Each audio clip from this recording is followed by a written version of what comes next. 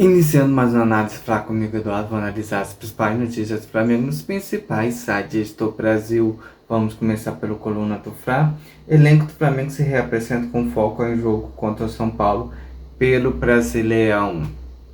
É isso aí, o Flamengo acho que vai com a força máxima contra o São Paulo.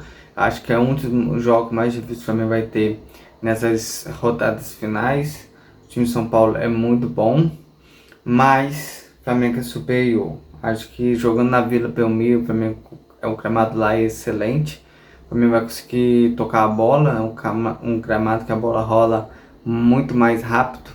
Então, com o time praticamente que pode ser titular, que deve ser o Rossi, Varela, Léo Ortiz, Léo Pereira, Alexandro, Pulgar, De La Cruz, acho que roubou a vaga do Saul, que perdeu disposição. Então ele deve começar com o De La Cruz. O Léo Ortiz eu não sei, depende muito como ele se está recuperado ou não para esse jogo. Nas pontas, Luiz Araújo, Samuel Lino pela esquerda, e eu ia com o Juninho, mas ele deve ir com Prata. Ele gosta mais do estilo do jogo do Prata do que do Juninho. Mas lá a bola vai rolar mais, vai dar mais amplitude de toque de bola, ficando mais rápido. Então deve ir Flamengo com a sua força máxima, tendo o que é possível, sem contar com os caras que estão machucados ou suspensos, que é o caso do Bruno Henrique. Vamos para mais notícias do Flamengo, tô no site Coluna do Fla. Seleção brasileira, sabe o aonde assistir a escalação de Ancelotti. Flamengo fica de olho na lista. É hoje à tarde a transmissão da seleção. O Flamengo tem dois nomes possíveis para ir nessa data FIFA: Danilo e Alexandre, segundo a ESPN, como está na reportagem. Mas já o Uruguai pode levar os 4 jogadores do Flamengo: Varela, Arrascaeta, De La Cruz e o Vina. E a seleção colombiana deve levar o Varela, o Carrascal, perdão. Então o Flamengo pode ser muito desfalcado entre dia 10 e 18. Tem um jogo de volta do Sport, que vai ser lá na ilha. Então o Flamengo vem ter 3-0 aqui, mas vai ter um jogo lá. Lá a pressão é um pouquinho maior, é mais difícil de jogar, acho que a grama é mais seca. Então o Flamengo pode entrar. Mas pensando pelo lado positivo, o Palmeiras também vai ter perda de alguns jogadores importantes nessa data também. E tem um jogo mais difícil que o Flamengo, que deve ser contra o Santos. Então nesse balanço de convocações, o Flamengo pode estar saindo ganhando. Vamos para mais notícias do Flamengo no site Coluna do Fla. Vitor Roque do Palmeiras pode ser vice-campeão da Libertadores para o Flamengo pela segunda vez na carreira. É isso aí, Vitor Roque jogou contra o Atlético Paranaense. É um jogador que, quando estava no Real Madrid, foi pensado Pets, se eu não me engano foi Pets, estou em dúvida entre Pets e Sevilha. Eu falei, botei vir para o Flamengo, um jogador que tinha o estilo do Gabigol, só que com o Felipe Luiz ele prefere outro estilo de jogador ali, um 9 mais movimentação com força física. O Vitor Roque tem muita explosão, muita força física, mas é um jogador básico. O Felipe Luiz gosta de um jogador um pouquinho mais alto. Aparentemente, pelo que eu vejo nas segundas suas escalações, que ele vai do time do Flamengo. Mas na época seria uma grande contratação do Flamengo. O Palmeiras gastou os 25 milhões e contratou ele. O Flamengo trouxe Samuel Lino por 25 milhões.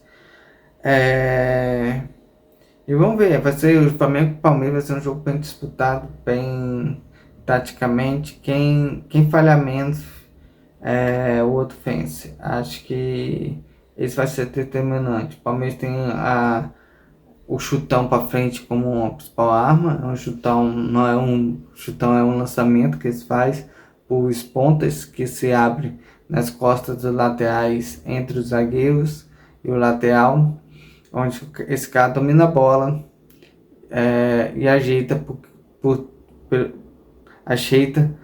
os outros jogadores que vêm em velocidade. Então ele ou cai com um cruzamento ou dá um passe para o cara chegar finalizando. Essa é a principal arma do Palmeiras hoje em dia, onde o Flamengo vai ter que estudar e eliminar a jogada.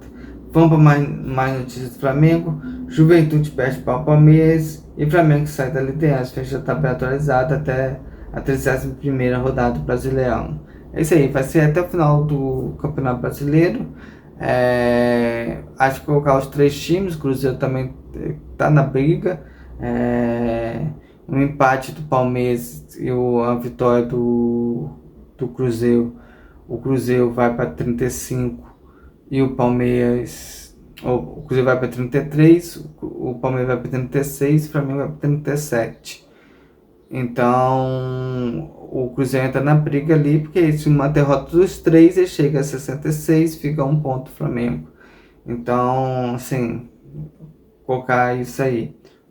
Então, esses 3 times estão na briga: Flamengo, Cruzeiro e Palmeiras. O Flamengo vai ficar até atrás do Palmeiras o tempo todo, até ele derrabar. Aí torcendo neles. Quem assistiu aí torcendo, que é assim, colava o carro atrás do outro. E ia, quando catava um espacinho, ele passava e ganhava a corrida. Então é o único jeito que o Flamengo tem, ficar ali na corrida atrás do Palmeiras, não pode perder se o Palmeiras não perder. Então o Flamengo tem que ir na sequência do Palmeiras. O bom é que o Flamengo joga primeiro, acho. Muita gente criticou que o Flamengo deveria jogar depois. Eu acho que é bom o Flamengo jogar antes, que o Flamengo entra, faz seu dever de casa e põe a pressão para cima do Palmeiras. Ontem o Palmeiras não fez um grande jogo, o Juventude, que jogou muito mal, deu esse espaço que o Palmeiras queria, e isso aí facilitou o Palmeiras a fazer os seus gols. Então, o Palmeiras não fez um grande jogo. E sim, o Juventude fez um jogo muito fraco, tanto na criação ofensiva como na parte defensiva. Vamos para mais notícias do Flamengo. O Flamengo lidera a estatística defensiva do Brasileirão e tenta. Sim, o Flamengo vem trabalhando muito forte nesse sistema defensivo. Vem fechando os espaços. Trabalho de Felipe Luiz volta a renomear, volta a classificar, volta a dizer e volta a apontar. Felipe Luiz faz um bom trabalho, merece a renovação, independente como for daqui para o final do ano, mas é um treinador que fez um trabalho brilhante. E o Flamengo cada ano tem que reforçar. Ficou claro esse ano aí: Pedro machucado, Jorginho sentiu a coisa agora, o Cebolinha machucado, o Carrascal machucou aí, Bruno Henrique suspenso. Então, assim, o Flamengo que tinha um elenco grande começa a apontar algumas falhas. Então o Flamengo tem que ir atrás dessas peças onde o Flamengo demonstra que necessita, principalmente o centroavante. Hoje em dia está precisando de um jogador para cá só ali para suprir a ausência do Pedro e do Bruno Henrique, que se lesionou. Vamos a mais notícia. Jogador do Flamengo cutuca Gustavo Gomes do Palmeiras após jogo polêmico. Vamos ver quem foi. O zagueiro Danilo falou: Veja, você já sabe a resposta, né? Cada um das suas artimanhas, as suas maneiras de tentar balancear o jogo de alguma forma. Principalmente aqui na América do Sul tem muito isso. Filmou Danilo na zona mista. No Maracanã, citando que não tem jeito certo ou errado, né? É aquele que cada um. Um minutinho só.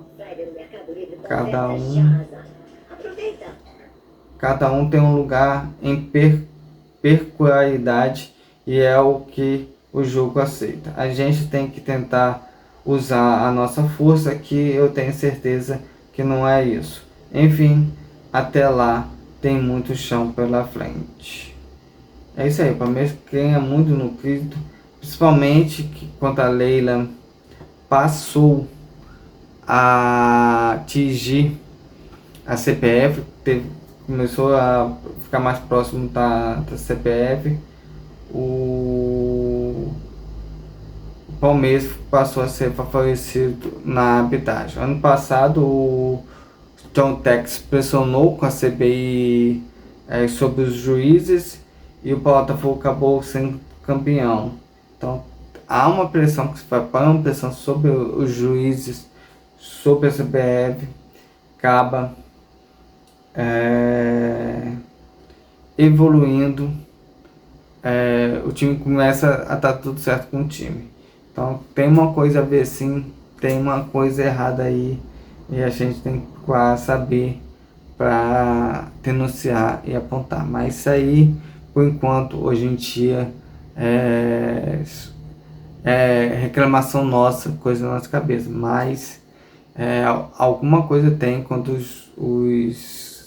os caras começam a pressionar os juízes, o time acaba sendo campeão. Foi ano passado Palmeiras, com aquela CPI do John Texel, que não foi para frente, não deu nada, ninguém sabe o que estava ali sendo apontado, mas o Botafogo ganhou ano passado o Brasileiro e a Libertadores. Palmeiras, depois da Leila, começou a assumir ali um lugar cativo na CPF, também Palmeiras começou a ter situações inusitadas. Ontem no jogo mesmo, uma entrada, um lance que para mim foi uma dividida. No primeiro tempo, o Caio dividiu com o volante do Palmeiras, levantou, foi buscar a bola para continuar jogando, o juiz marcou falta. Num lance parecido no segundo tempo, ele não marcou nada. Então, assim, há uns critérios pequenos, mas que acabam favorecendo ao Palmeiras. Então, a gente tem que ficar sempre de olho nisso. Então, essa análise fraca comigo, Eduardo, mas volto com uma nova, se Deus quiser.